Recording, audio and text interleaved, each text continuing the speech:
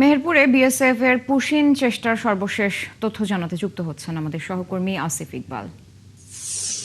আসিফ, মেহেরপুর সীমান্তে নতুন করে যে ৬ জনকে পুশিনের চেষ্টা করা হয়েছে তাদের অবস্থান সম্পর্কে আমাদের একটু বিস্তারিত জানাবেন। বিজিবি কি ধরনের পদক্ষেপ নিল এখন পর্যন্ত, এলাকাবাসী কি বলছে এই পরিস্থিতি নিয়ে? আমি রয়েছি মেহেরপুরের গাংনী উপজেলা তেঁতুলবাড়ি সীমান্তের ১০৫ নম্বর পিলারের কাছে।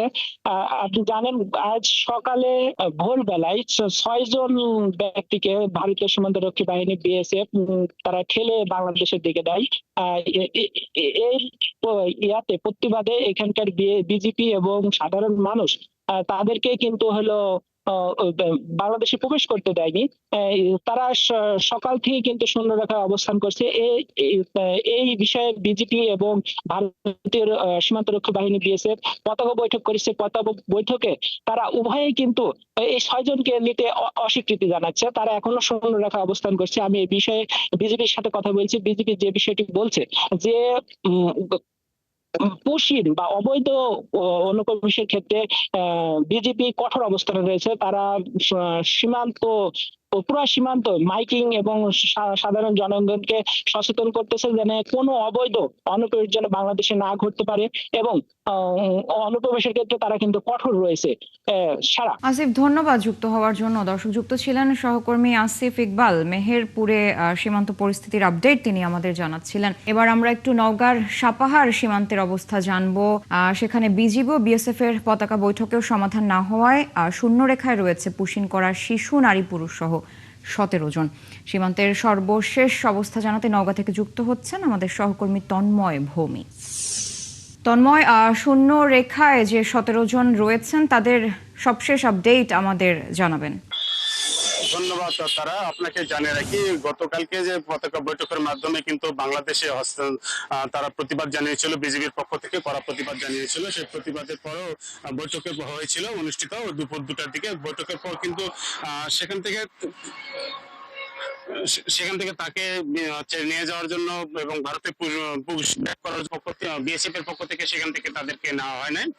অর্থাৎ এরপরে তারা গতকালকে শুক্রবার তীব্র রোদে এবং গরমে কিন্তু সেই একটি গাছের নিচেই কিন্তু দাঁড়িয়েছিলেন, তারা বসেছিলেন। সেখানে মানবিক দৃষ্টিকোণের একটা বড় উদাহরণ হয়ে গেছে যে স্থানীয় লোকজন কিন্তু সেই মানুষগুলোকে কিন্তু পানি সহ অন্যান্য খাবার, শুকনো খাবার সেগুলো কিন্তু দিয়েছেন। এদিকে গ্রামবাসী যারা উঠতেছিল, আপনি জানেন যে গতকাল সকালবেলা যখন ৬টার দিকে হচ্ছে তারা সীমান্ত এলাকায় পুশব্যাক করে বিএসএফ পক্ষ থেকে, সেখান থেকে কিন্তু গ্রামবাসী প্রথমে জানতে পারেন। জানার পরে সঙ্গে সঙ্গে বিজেপি ক্যাম্পে সংবাদ দেয়। সংবাদ দেওয়ার পর বিজেপি তাদেরকে সেই সীমান্ত এলাকা থেকে আবার ০ পয়েন্টে নিয়ে যাওয়া হয়, অর্থাৎ শূন্য রেখা বরাবর সে নিয়ে যাওয়ার পর সেখানে রাখা হয়। এরপরে কিন্তু দুপুর ২টার সময় পতাকা বৈঠক অনুষ্ঠিত হয়েছে। সেই পতাকা বৈঠকে পরও বিএসএফ যখন ফেরত নেয় তারপরে কিন্তু সেখানে শূন্য রেখায় কিন্তু তারা অবস্থান করছিল। এর পরবর্তীতে সেটা স্থানীয়রা জানিয়েছেন যে তাদের অনেকের সঙ্গে কথা হয়েছে। তারা দাবি করেছেন যে তাদের বাড়ি নড়াইল, যশোর, বাগেরহাট, খুলনা এইসব এলাকাগুলোতে তাদের বাড়ি বলে জানিয়েছেন। আপনাকে জানিয়ে রাখি যে এই ঘটনায় কিন্তু এখন তারপরে কিন্তু তাদের পরিবারের সঙ্গে অনেকে যোগাযোগ করেছেন বলে স্থানীয়রা আমাকে জানিয়েছেন। এরপরে রাত ১০টার পরে কিন্তু সেখানে কিন্তু স্থানীয় গ্রামবাসী কেউ রাখা হয়নি বা কেউ থাকেনি, কারণ সেই সীমান্তবর্তী এলাকা গ্রাম থেকে প্রায় ৭ থেকে ৮ কিলোমিটার দূরে। আপনাকে জানিয়ে রাখি এরপরে তখন রাত ১১টার দিকে তখন যখন এলাকায় কেউ ছিল না এদিকে, তারপরে কিন্তু আজকে সকালবেলা কিন্তু আর কাউকে দেখা যায়নি। অর্থাৎ এই যে যারা ১৭ জন পুশব্যাক হয়েছিল তার মধ্যে ৬ জন পুরুষ, ৬ জন নারী এবং ৫ জন শিশু রয়েছে। এরপরে কিন্তু তারপরে যখন আজকে সকালবেলা কোনো জানাজানি হয়নি এবং তারা কোথায় কি অবস্থায় কিছু জানে। তবে নওগাঁয় যে বিজিবির ক্যাম্প আছে সেখান থেকে বলা হয়েছে তাদেরকে রাতের অন্ধকারে, অর্থাৎ গত শনিবার রাত ২টা থেকে ৮টার মধ্যে সেটা ভারতে পুশব্যাক করা হয়েছে। তবে আমরা স্থানীয়রা মনে করছেন যে যেহেতু কালকে এই যে পুশব্যাকের যে যারা ছিল তাদের পরিবারের সাথে কথা হয়েছিল, তারা রাতে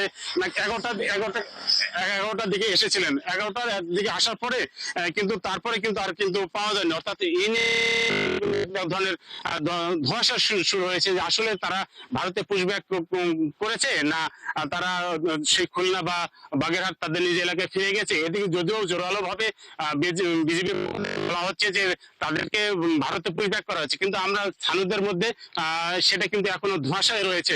আপনাকে জানিয়ে রাখি যে এই ঘটনা কিন্তু গত বছরও কিন্তু গত কয়েক বছর থেকে কিন্তু এইভাবে পুশব্যাক করা হয়েছে, অর্থাৎ পুশিং করা হয়েছে ভারতের পক্ষ থেকে। আমাদের জানেন যে নওগাঁর ধামরাট, বটনিতলা, সাপাহার এবং এলাকাগুলোতে 4টি উপজেলা আছে। সেই 4টি উপজেলায় কিন্তু সীমান্তবর্তী এলাকায় এই 4টি সীমান্ত এলাকাগুলো কিন্তু ইতিমধ্যে কিন্তু পুশিং করেছে বিএসএফ এর পক্ষ থেকে বাংলাদেশে। তাদের বাংলাদেশি বলে তাদেরকে তারা কিন্তু কাগজপত্র যাচাই করে কিন্তু সত্যতা পাওয়া গিয়েছিল। এরপরে কিন্তু এই যে নতুন করে আবার বিজেপি সরকার ক্ষমতায় আসার পর কিন্তু বিজেপি সরকার ক্ষমতা আসার পর কিন্তু নতুন করে আবার এই ভারতীয় যারা আছে, ভারতে যারা বসবাস করছে তাদেরকে বাংলাদেশি হিসাবে তারা বারবার এভাবে পুশিং করছে। তো এই নিয়ে কিন্তু রাষ্ট্রভাবে তারা বলেছেন যে স্থানীয়রা মনে করছেন যে যদিও বাংলাদেশে যদি কিছু অবৈধ থেকেও থাকে সেটি রাষ্ট্র পর্যায়ে সম্মানের সহিত যেন ফেরত দেওয়া হয়, সেটাই দাবি জানিয়েছেন। যে এই যে অমানবিক ভাবে তাদেরকে না খাইয়ে রাতের অন্ধকারে বাংলাদেশের সীমান্ত এলাকায় ঠেলে দেওয়া, এটা একটা কোনো মানবিক পর্যায়ে পড়ছে না মনে করছেন স্থানীয়রা। তন্ময়, ধন্যবাদ যুক্ত হওয়ার জন্য। দর্শক, নওগাঁ থেকে যুক্ত ছিলেন সহকর্মী তন্ময় ভৌমিক। নওগাঁর সাপাহার সীমান্তের আপডেট তিনি আমাদের জানাচ্ছিলেন। কক্সবাজারে টেকনাফের বাহারছড়ায় সমুদ্রে অভিযান চালিয়ে মালয়েশিয়াগামী একটি বোট থেকে 50 জন ভুক্তভোগীকে উদ্ধার করেছে বাংলাদেশ কোস্ট গার্ড। এ সময় মানব পাচার চক্রের সঙ্গে জড়িত 9 জনকে আটক করা হয়। শনিবার দুপুরে টেকনাফ কোস্ট গার্ড স্টেশনে আয়োজিত এক সংবাদ সম্মেলনে কোস্ট গার্ড টেকনাফ স্টেশনের লেফটেন্যান্ট কমান্ডার মুত্তাকিন সিদ্দিকী জানান, গত 5 জুন সন্ধ্যা 6টা থেকে রাত 12টা পর্যন্ত কোস্ট গার্ড শাহপরী দ্বীপ ও বাহারছড়ার অভিযান চালায়। এ সময় একটি সন্দেহভাজন বোট থামার সংকেত দেয়া হলে সেটি নির্দেশ অমান্য করে গভীর সমুদ্রের দিকে পালানোর চেষ্টা করে। পরে ধাওয়া করে বোটটি ঘেরাও করা হয়। পরে তল্লাশি করে বোটে থাকা 50 জনকে উদ্ধার এবং মানব পাচারের সঙ্গে জড়িত 9 জনকে আটক করা হয়। উদ্ধারকৃতদের মধ্যে 11 জন রোহিঙ্গা এবং বাকিরা বাংলাদেশের বিভিন্ন জেলার বাসিন্দা। পদ্মার দৌলতদিয়া ফেরিঘাটে বারবার দুর্ঘটনার জন্য দায়ী ঘাট কর্তৃপক্ষের অব্যবস্থাপনা, এমনটাই বলছেন প্রত্যক্ষদর্শী ও পরিবহন শ্রমিকরা। যদিও এই অভিযোগ মানতে নারাজ বিআইডব্লিউটিএ। এবছর 25শে মার্চে 26 জনের মর্মান্তিক মৃত্যুর মাত্র 72 দিনের মাথায় আবারও একই রকম দুর্ঘটনা হওয়ায় ক্ষুব্ধ প্রতিক্রিয়া জানান অনেকে। মেহেদী হাসানের তথ্য ছবিতে রিপোর্ট। গত 25 মার্চ দৌলতদিয়ার 3 নম্বর ঘাটে ফেরিতে উঠতে গিয়ে যাত্রী সহ পদ্মায় ডুবে গিয়েছিল সৌহার্দ্য পরিবহনের একটি বাস। ওই ঘটনায় 26 জনের প্রাণহানি হয়। শুক্রবার প্রায় একই রকমভাবে বাস ডুবে যায় 7 নম্বর ফেরিঘাটে। 25শে মার্চের দুর্ঘটনার পর পারাপারের আগে বাস থেকে নেমে যাওয়ার সতর্কতা মানায় এবার প্রাণে বেঁচে যান 37 যাত্রী। আহত হন বাসটির চালক ও তার সহযোগী। এবার পন্টুন থেকে ফেরিতে ওঠার সময় র্যাম্প ভেঙে পানিতে পড়ে যায় এসবি পরিবহনের এই বাসটি। যাত্রীরা জানান, ফেরির র্যাম্প এবং ডালা দুর্বল না হলে এই দুর্ঘটনা হতো না। আমাদের এই রুটে যে ফেরিগুলা চলে ম্যাক্সিমামই হচ্ছে প্রায় অর্ধশত বছরের বেশি বয়স। এই ফেরিগুলা এখানে নতুন ফেরি দেওয়ার দাবি জানাই। ঘাট কর্তৃপক্ষ যাদের যে দায়িত্ব আছে সে দায়িত্ব সঠিকভাবে পালন করতেছে না। ড্রাইভার না চালিয়ে যদি এটা হেল্পার চালায়, বাসের ফিটনেসবিহীন বাস যদি চলে, তাহলে তো আসলে এই দুর্ঘটনা রোধ করা সম্ভব না। এখানে ওঠার পরে মনে হয় ব্রেক ফেল করার পরে এই যে ফেরির যে ডালা সেট কিনেছিল এটা ছিঁড়ে একটা সোজাভাবে ড্রাইভার সহকারে পদ্মার মধ্যে পড়ে গেছে। যদিও বাস ডুবির পর ঘাটে গিয়ে নৌ পরিবহন প্রতিমন্ত্রী রাজীব আহসান বলেন, নিয়ন্ত্রণ হারিয়ে বাসটি পড়ে যায়। এতে ঘাট কর্তৃপক্ষের কোনো গাফিলতি ছিল না।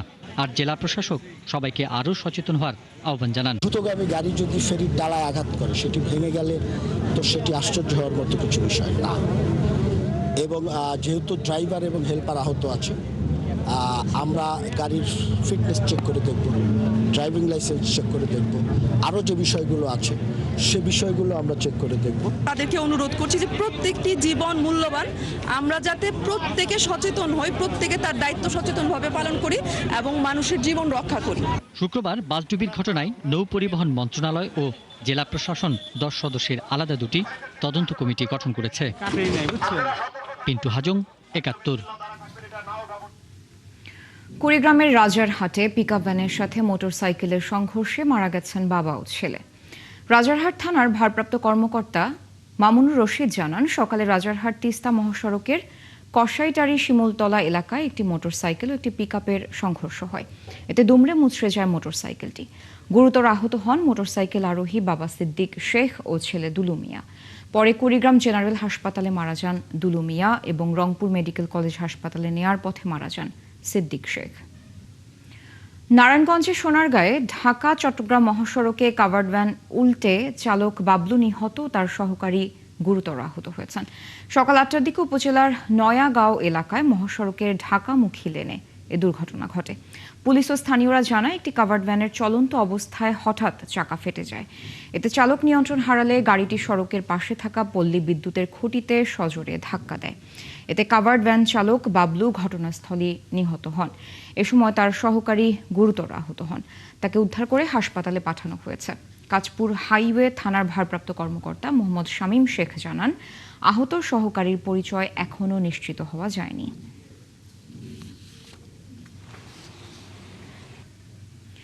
গাইবান্ধার বালাসী ঘাট থেকে জামালপুরের বাহাদুরাবাদ ঘাট পর্যন্ত ব্রহ্মপুত্র নদের ওপর সড়ক ও সেতু দ্রুত বাস্তবায়নের দাবিতে মানববন্ধন করা হয়েছে।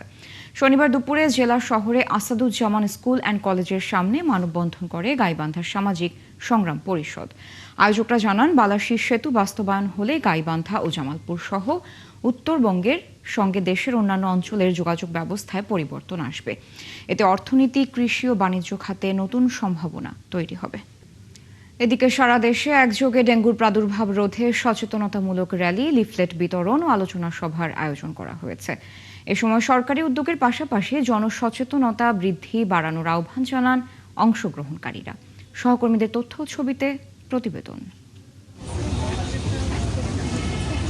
ফেনীতে ডেঙ্গুর প্রাদুর্ভাব রোধে সচেতনতামূলক র্যালি, লিফলেট বিতরণ ও আলোচনা সভার আয়োজন করা হয়। শনিবার সকালে এই সভার আয়োজন করা হয়েছে। মোংলায় ডেঙ্গু রোগের প্রকোপ বৃদ্ধি পাওয়ায় সচেতনতামূলক পরিষ্কার পরিচ্ছন্নতা অভিযান পরিচালনা করে উপজেলা স্বাস্থ্য কমপ্লেক্স। ফরিদপুরে ডেঙ্গু প্রতিরোধে অনুষ্ঠিত সচেতনতামূলক র্যালি ও আলোচনা সভায় বিভিন্ন স্লোগান দেন অংশগ্রহণকারীরা। ডেঙ্গুর প্রভাব রোধে মশক নিধন ও পরিষ্কার পরিচ্ছন্নতা অভিযান শুরু করেছে ব্রাহ্মণবাড়িয়া পৌরসভা। সকালে শহরের পাওয়ার হাউস রোড এলাকায় এ কার্যক্রমের উদ্বোধন করা হয়। ঢাকার ধামরাইয়ে উপজেলা প্রশাসনের আয়োজনে ডেঙ্গু প্রতিরোধ, নিয়ন্ত্রণ ও জনসচেতনতা কার্যক্রম জোরদার করতে সচেতনতামূলক র্যালি অনুষ্ঠিত হয়। সিলেটে ডেঙ্গু প্রতিরোধে জনসচেতনতামূলক র্যালিতে বাসাবাড়ি ও আশপাশের পরিবেশ পরিষ্কার রাখা, জমে থাকা পানি অপসারণ এবং মশা প্রজনন স্থল ধ্বংস করার আহ্বান জানানো হয়। বরিশাল সিটি কর্পোরেশনের উদ্যোগে ডেঙ্গু সহ মশাবাহিত রোগ প্রতিরোধে জনসচেতনতা বৃদ্ধি এবং পরিচ্ছন্নতা অভিযান চালানো হয়েছে। এ সময় নিজ নিজ বাড়ি ও কর্মস্থল অপরিচ্ছন্ন না রাখার আহ্বান জানান প্রশাসক। নারায়ণগঞ্জের সোনারগাঁওয়ে জনসচেতনতা বৃদ্ধি করতে হাসপাতাল ও আশপাশের মার্কেটের সামনে জমে থাকা আবর্জনা পরিষ্কার করা হয়। সুনামগঞ্জে ডেঙ্গু প্রতিরোধে স্বাস্থ্য বিভাগের কর্মকর্তা, চিকিৎসক, নার্স এবং বিভিন্ন শ্রেণী পেশার মানুষের অংশগ্রহণে জনসচেতনতামূলক র্যালি অনুষ্ঠিত হয়। নিজ নিজ পরিবেশ পরিচ্ছন্ন করি, ডেঙ্গু মুক্ত বাংলাদেশ গড়ি, এই প্রতিপাদ সামনে রেখে ডেঙ্গু প্রতিরোধে ঠাকুরগাঁয়ে জনসচেতনতামূলক র্যালি অনুষ্ঠিত হয়। শাকিলা সিথি, ৭১। সাভারের আল মুসলিম গ্রুপের ৩টি পোশাক কারখানার ১,৮৬৮ জন শ্রমিককে অব্যাহতি দিয়েছে কর্তৃপক্ষ। তবে সিদ্ধান্ত পুনর্বিবেচনার দাবি জানান চাকরি হারানো শ্রমিকরা। শ্রমিকরা জানান, কোনো পূর্ব ঘোষণা ছাড়াই চাকরি থেকে তাদের অব্যাহতি দিয়েছে কারখানা কর্তৃপক্ষ। এই অবস্থায় তারা পরিবার পরিজন নিয়ে অনিশ্চয়তায় পড়েছেন। তবে কারখানা কর্তৃপক্ষ বলছে, সাম্প্রতিক সময়ে ক্রয়াদেশ কমে যাওয়ায় উৎপাদন কার্যক্রমের সঙ্গে সামঞ্জস্য রাখতেই অতিরিক্ত কর্মীদের অব্যাহতি দেওয়া হয়েছে। পুরো প্রক্রিয়া শ্রম আইন ও প্রতিষ্ঠানের নীতিমালা অনুসরণ করে করা হয়েছে। পাশাপাশি অব্যাহতি দেওয়া শ্রমিকদের আইন অনুযায়ী সব সুবিধা ও পাওনা পরিশোধ করা হচ্ছে বলেও দাবি করেন তারা। ছাঁটাইকে কেন্দ্র করে অপ্রীতিকর পরিস্থিতি এড়াতে কারখানাগুলোর সামনে অতিরিক্ত পুলিশ মোতায়েন করা হয়েছে। বর্তমানে কোম্পানির কাজ কম থাকার কারণে, অর্থাৎ অর্ডার কম থাকার কারণে আমরা এই ছাঁটাই প্রক্রিয়ায় অংশ নিয়েছি। তাদেরকে পাওনা দেনা তাদেরকে সম্পূর্ণ বুঝাই দেওয়া হয়েছে তারা তাদের বিকাশের মাধ্যমে সেটা পেয়েছে। প্রতি মাসে 500 থেকে 600 জন আমাদের এখানে জয়েন করে।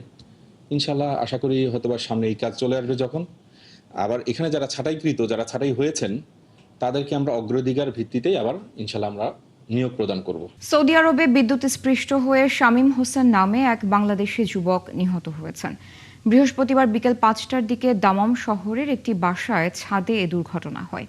নিহতের মরদেহ দ্রুত দেশে আনার দাবি জানিয়েছেন স্বজনরা। মমিনুল ইসলাম কিসমতের তথ্য ছবিতে প্রতিবেদন। জামালপুরে সরিষাবাড়ী উপজেলার মহাদান ইউনিয়নের খাগড়িয়া গ্রামের আব্দুল সালামের ছেলে শামীম হোসেন 2024 সালে জীবিকার তাগিদে সৌদি আরবে যান। তিনি কাজ করতেন সেখানকার একটি তেলের পাম্পে। বৃহস্পতিবার স্থানীয় সময় বিকেলে বাসার ছাদে শুকনো কাপড় তুলতে গিয়ে বৈদ্যুতিক তারের সাথে বিদ্যুৎস্পৃষ্ট হয়ে মারা যান শামীম। আমরা অনেক কষ্ট করে টাকা পয়সা দিয়ে আমার ভাইয়ের বিদেশ পাঠাইছি। যে বিদেশ বাড়ি পাঠাইলাম কত নেটে আর উন ঘিরে পোলার আমার কি হইলো বিদেশ বাড়ি।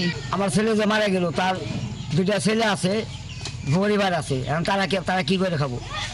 এটা ধর্ম করে আল্লাহ আমাদের ব্যবস্থা করবেন। খাগড়িয়া এলাকার লোকজন জানান, অভাবে সংসারে সচ্ছলতার জন্য ধার দেনা করে শামীমকে সৌদি আরবে পাঠায় তার পরিবার। বিবাহিত শামীমের 2 সন্তান রয়েছে। ছেলেটা অনেক 3 মাসে করে কষ্ট করে আজ সৌদিতে গেছে। প্রিয়ত প্রায় 2-4 বছর হলো, ভালো চলছিল। এখন ঋণ তো পরিশোধ করি হারে নাই। এখন দ্রুত মরদেহ পরিবারের কাছে বুঝিয়ে দেওয়ার দাবি জানান সরিষাবাড়ির সাবেক ইউপি সদস্য। শামীমকে যেন অতি তাড়াতাড়ি বাংলাদেশে ফেরত দেন।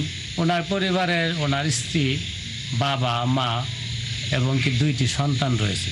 সরকার কাছে এই অনুরোধ থাকবে ওনার পরিবারের যাতে অর্থনৈতিক বা বিভিন্নভাবে সহযোগিতা পায়।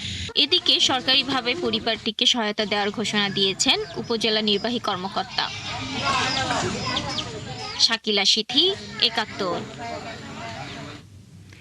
নাটোরে 3 ফসলি এবং 4 ফসলি জমির মাটি কেটে পুকুর খনন করা হচ্ছে, আর এসব মাটি ভাটায় পুড়িয়ে তৈরি করা হচ্ছে ইট। এলাকার লোকজন বলছেন প্রশাসনের সহযোগিতায় চলছে এসব কর্মকাণ্ড। যদিও শিগগিরই মাটি কাটা বন্ধ না হলে ব্যবস্থা নেওয়ার আশ্বাস দিয়েছে প্রশাসন। বুলবুল আহমেদের প্রতিবেদন। যেখানে কৃষি ফসল হবে সেখানে কোনো ইন্ডাস্ট্রি হবে না, যেখানে কৃষি হবে সেখানে ইটার ভাটা হবে না, যেখানে শহর সেখানে শুধু শহরই হবে। যেখানে যেটা হবে এই ধরনের একটা আইন প্রণয়ন করা খুবই জরুরি। আবাদি জমি ধ্বংসকারীদের বিরুদ্ধে এভাবে কড়া হুঁশিয়ারি দেন জাতীয় সংসদের হুইপ রুহুল কুদ্দুস তালুকদার দুলু। কিন্তু এতেও বন্ধ হয়নি নাটোরের আবাদি জমি কেটে পুকুর খননের মহাযজ্ঞ। আইনে আছে কোনো কিছু নির্মাণের উদ্দেশ্যে কেউ 2, 3 বা 4 ফসলি জমি নষ্ট করলে পড়তে হবে কঠিন শাস্তির মুখে। কিন্তু এসব আইন কাগজে থাকলেও বাস্তবে তার প্রয়োগ নেই। সেইগুলোই নষ্ট করে আপনারা পুকুর কাটাইতেছেন। আইনের দুর্বলতার কারণে মানুষ সুযোগ পায়। সরকার পদক্ষেপ নেয় যেন আবাদি জমি কাটে মানুষ পুকুর খনন না করতে পারে।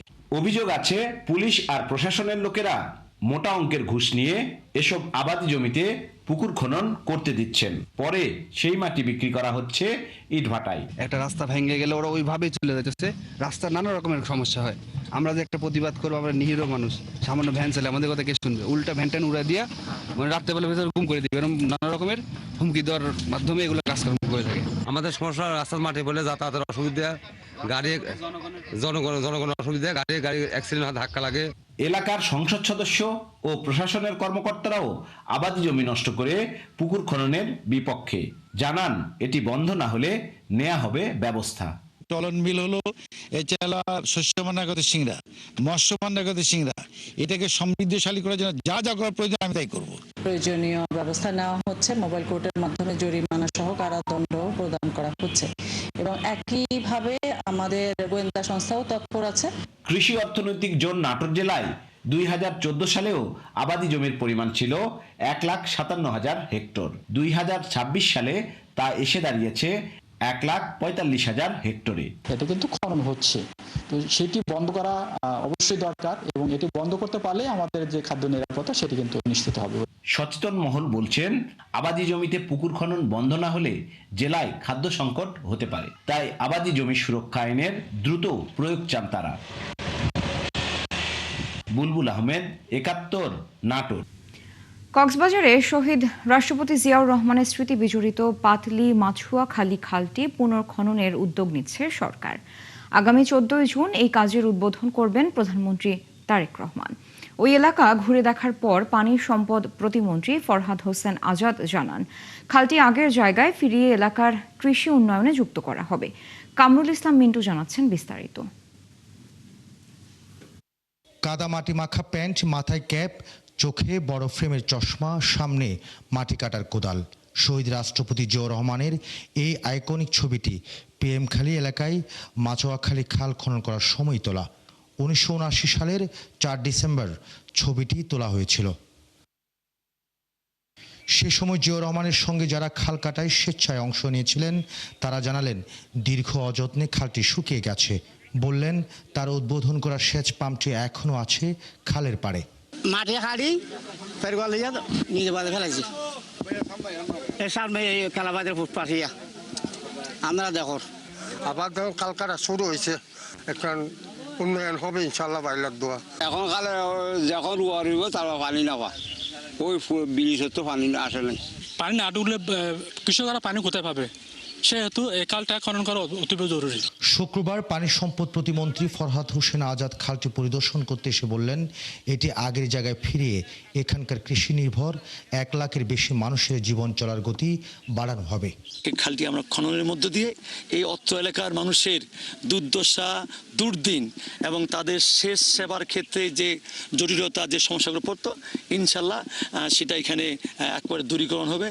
এলাকার লোকজন বলছেন, দীর্ঘদিন ধরে পাতলি মাছুয়াখালী খালটি খনন করে এর পানি প্রবাহ স্বাভাবিক করা গেলে বদলে যাবে এলাকার মানুষের জীবনযাত্রা। দুই পাশে 8 থেকে 10 ফুট উঁচু ছিল, এইরকম বেরিবাদ যেন হয়ে আমাদের খালটা যেন খনন হয়, এটা আমাদের এলাকাবাসীর দাবি। পাশাপাশি আমাদের এখানে সুচ আছে, সুচ গেট, ওইটা সুচটা বড় করতে হবে, আরও একটু গভীর করতে হবে।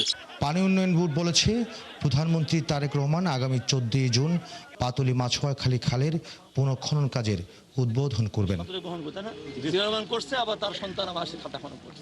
কামরুল ইসলাম মিন্টু, ৭১, কক্সবাজার। 38 বছর আগে স্ত্রী সন্তানকে না জানিয়ে বাড়ি ছেড়েছিলেন মেহেরপুরের জবেদ আলী। স্বজনরা ভেবেছিলেন তিনি হয়তো বেঁচে নেই। হঠাৎ করেই তিনি ফিরেছেন গাংনীর জন্মভিটায়। জানিয়েছেন, অজানা এক অভিমানে বাড়ি ছাড়েন, কিন্তু তার স্ত্রী জানান, এখন তাকে সংসারে ফিরতে হলে তার 38 বছরের বঞ্চনার হিসাব দিতে হবে। আসিফ ইকবালের তথ্য ও ছবিতে প্রতিবেদন। 38 বছর আগে বাড়ি ছেড়েছিলেন মেহেরপুরের গাংনী উপজেলার বামন্দি ক্যাম্পাড়া এলাকার 28 বছরের যুবক জবেদ আলী।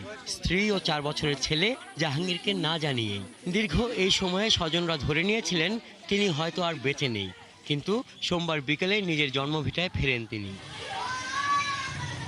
দীর্ঘদিন পর স্বামীকে দেখে হতবাক স্ত্রী রুশিয়া খাতুন খবর পেয়ে ছুটে আসেন আত্মীয় স্বজন ও প্রতিবেশীরা। খোঁজাখুঁজি করেছি বহু জায়গায়, বিভিন্ন লোক বিভিন্ন রকম বলিছে, অমুক জায়গায় দেখে আসলাম, সেসব জায়গাতেও আমরা গিয়েছি, নিজেরাই গিয়েছি। অতটুকু আমাদের খেয়াল নাই, চলে গেছে এটাই। দাদি অনেক কান্নাকাটি করেছে, আমরাও অনেক করেছি, দুঃখ করেছি দাদির কথা শুনি। অনেক চিনতে পারছে, অনেক চিনতে পারছে না, ঠিক আছে।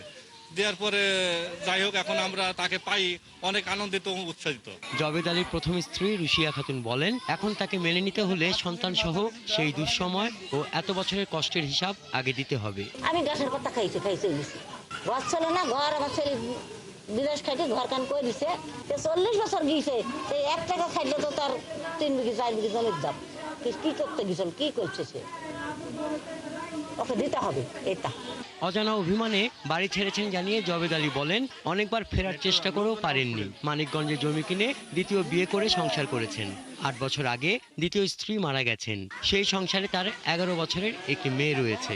15-16 বছর কাটে যাওয়ার পর একটা বিয়ে শাদী জামাই করছি, ওর একটা মেয়ে এসে আমি নিয়াত করে আইছি যে দেশে আমি যাই দেই কি অবস্থা, যদি তারা সবাই থাকে তাহলে আমি দেশের বাড়িতে যাই, বাকি জীবনটা যদি কাটাইতে পারি, এই জন্য আমি নিয়াত ফিরে আসছি।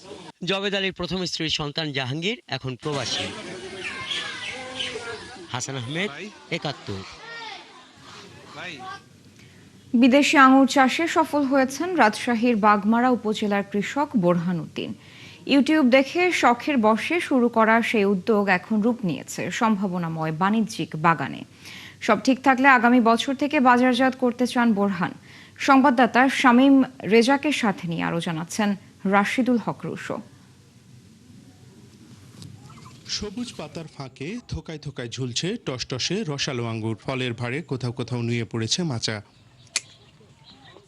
বিদেশি এই রসালো ফল দেশের মাটিতে ফলাতে সক্ষম হয়েছেন বাগমারার মাদারীগঞ্জ এলাকার কৃষক বোরহান উদ্দিন। শুরুর দিকে কাজটা খুব একটা সহজ ছিল না। ছেলের সহযোগিতায় দেশের বিভিন্ন স্থান থেকে আঙ্গুরের চারা সংগ্রহ করে প্রথমে স্বল্প জমিতে পরীক্ষামূলকভাবে চাষ শুরু করেন তিনি। পরিচর্যার নিয়ম কানুন শেখেন ইউটিউব দেখে। আমার ইচ্ছা ছিল যে এই আঙ্গুরটা আমি করব, আলহামদুলিল্লাহ। তারপরে তো মনে করেন যে গত বছরের মে মাসে আমি লাগাইছি। ফলন আশানুরূপ হওয়ায় ধীরে ধীরে বাগানের পরিধি বাড়ানো হয়। এখন প্রায় ২.৫ বিঘা জমিতে ৩৪৫টি আঙ্গুর গাছ নিয়ে গড়ে উঠেছে বড় একটি বাগান। বাজারে যেগুলো আঙ্গুর আছে তার সাথে কোনোটাই একদমই খারাপ না, দেখা যাচ্ছে কোয়ালিটির দিক দিয়ে ওই আঙ্গুরগুলো যথেষ্ট ভালো। তো ওই জায়গা থেকে আসলে বিভিন্ন বাগান ঘুরে বিভিন্নভাবে আমরা চারা সংগ্রহ করলাম। আমরা নিজে হাতে লাগাচ্ছি, নিজে হাতে সব কাইকাবার করেছি, কাটিং দিয়েছি, চারা করেছি, সব কিছুই আমরা করার পরে এখন এই পর্যায়ে আসে গেছে। এলাকার কৃষকরাও বাগানটি দেখতে এসে আগ্রহ প্রকাশ করছেন। তাদের অনেকেই ভবিষ্যতে আঙ্গুর চাষে যুক্ত হবার ইচ্ছা জানিয়েছেন।